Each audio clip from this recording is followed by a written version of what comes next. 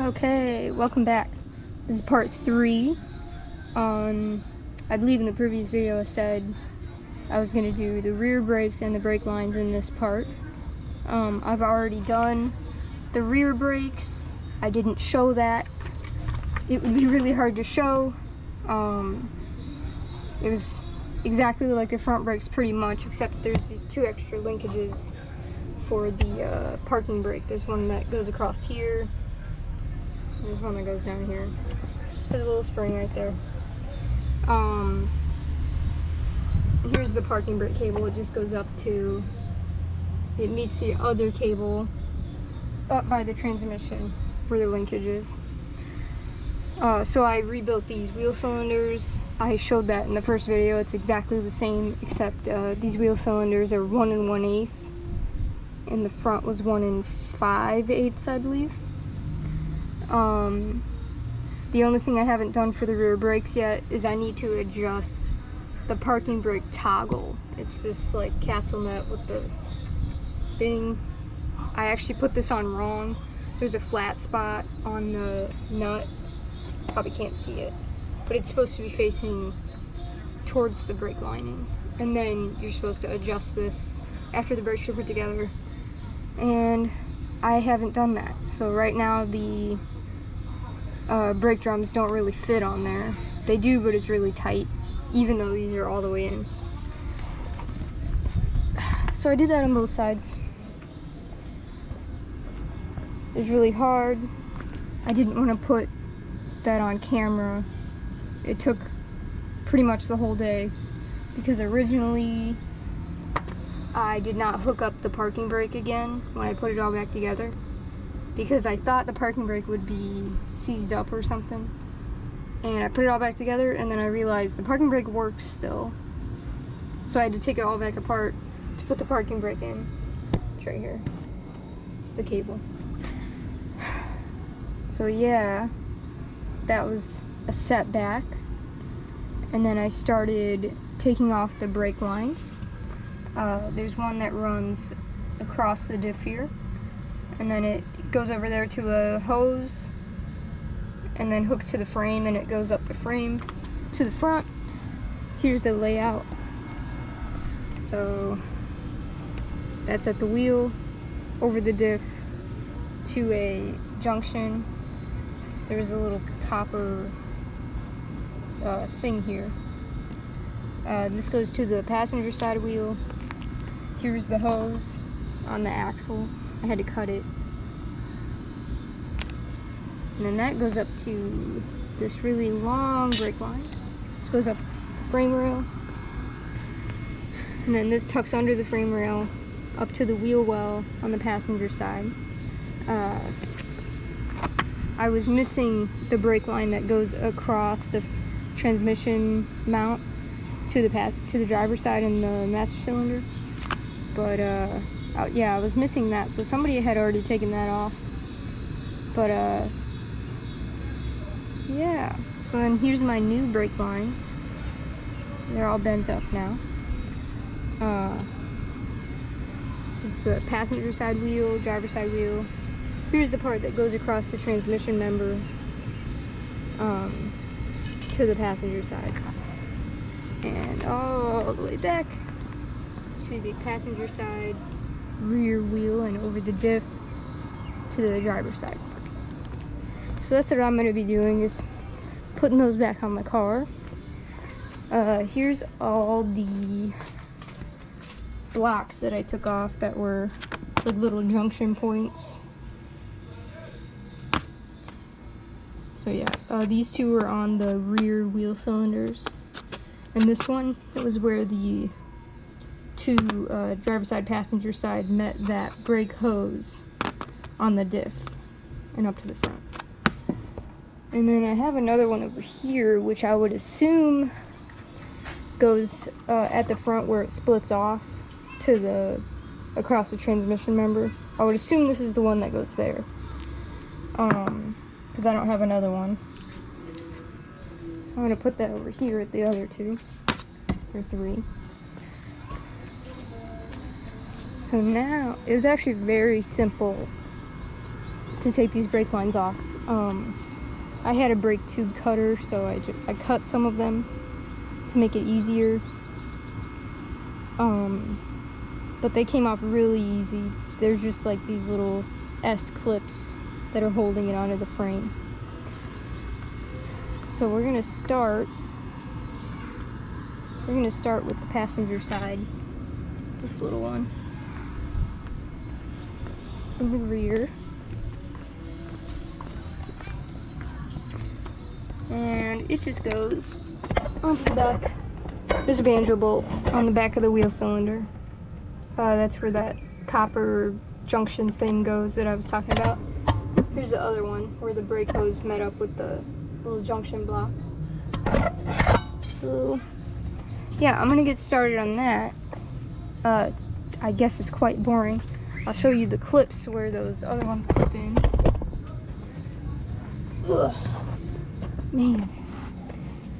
So here's the frame rail, and there's these little like clips that hold the brake lines all the way up the frame rail. There's one in the middle of the transmission member right there, and there's one over here too. And yep, that's pretty much it. It's very simple.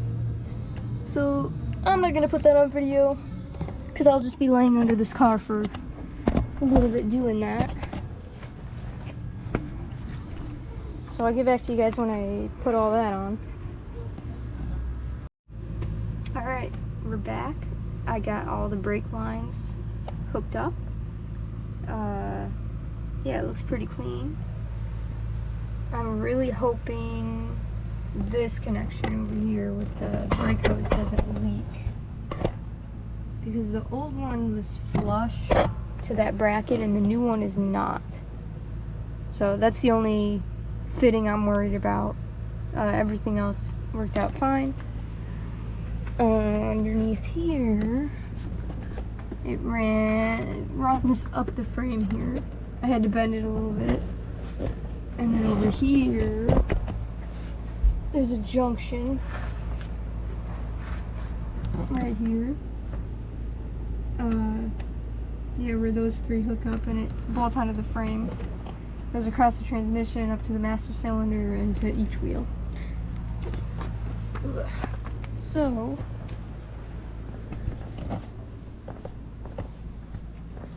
I'll also show you, here's what the master cylinder looks like inside. It's the cover plate. And underneath here,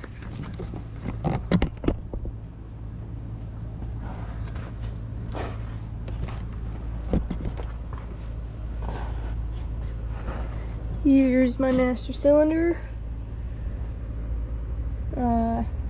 Brake pedal return spring, and behind that is the clutch pedal return spring, which goes way over here to the frame and way up there.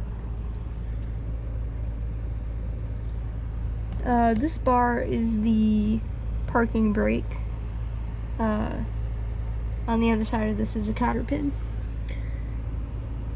And then, yeah, that's everything hooked up. I got my pedals connected.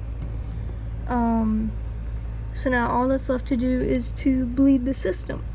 So I'm just gonna gravity bleed it. I have some cardboard underneath each wheel to catch anything.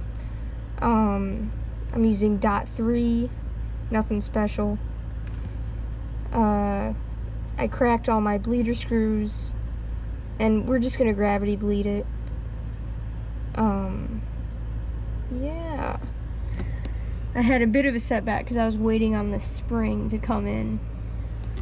But it came finally, so now I can bleed the brakes and get the car back in the garage.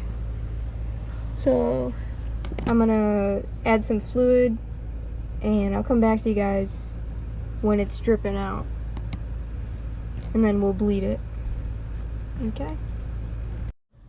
Okay, now we're in the process of bleeding the brakes. What I've been doing is just pouring fluid in here and then pumping the pedal. And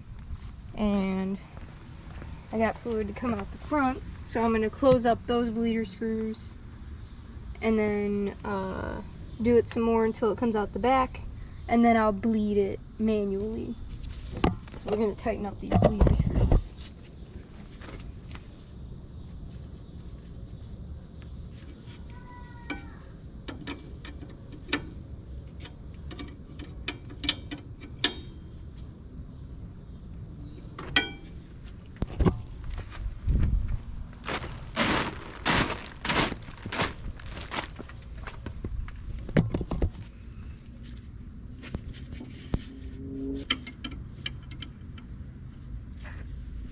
Alright, now the front bleeder screws are closed, the rears are still open.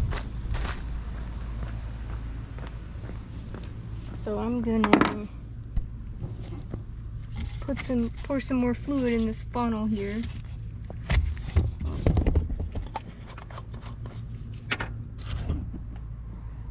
Like so. And then I've just been pumping the pedal manually, and you can see the level go down. And I'm just going to keep doing this until it comes out the back. Alright.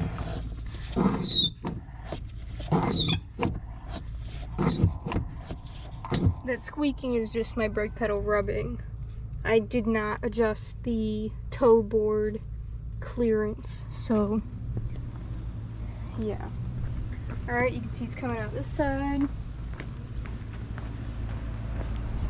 Oh, it's also coming out this side, so I will close up those bleeder screws and then we'll see if we have some sort of brake pedal, if I have any leaks or anything, and then I'll probably bleed it again.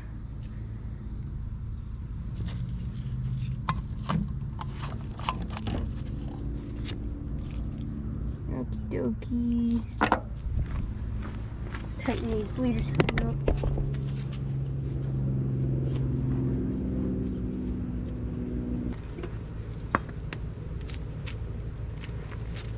Alright, I got brake fluid all over my hands, so I'm going to do the other side really quick and then grab the camera when my hands are clean.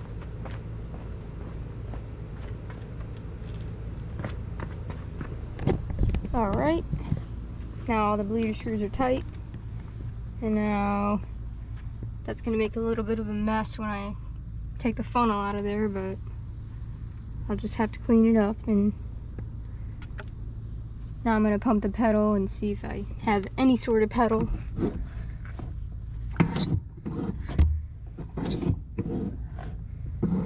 And I do, but the level's still going down, so maybe I have a leak somewhere.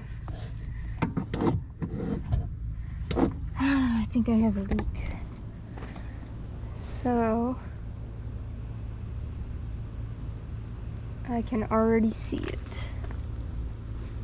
It's over here.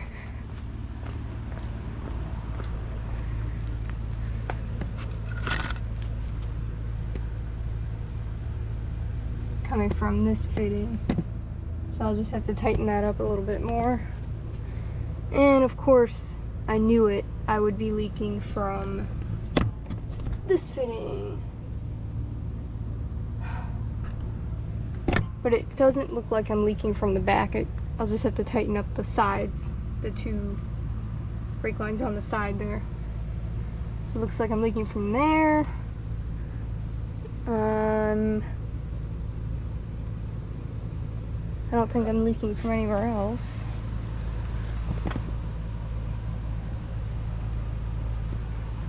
So I'll just have to, I'll clean up my mess and tighten all those fittings up. And hopefully my leaks will be gone. And then I'll have a brake pedal. Get back to you guys.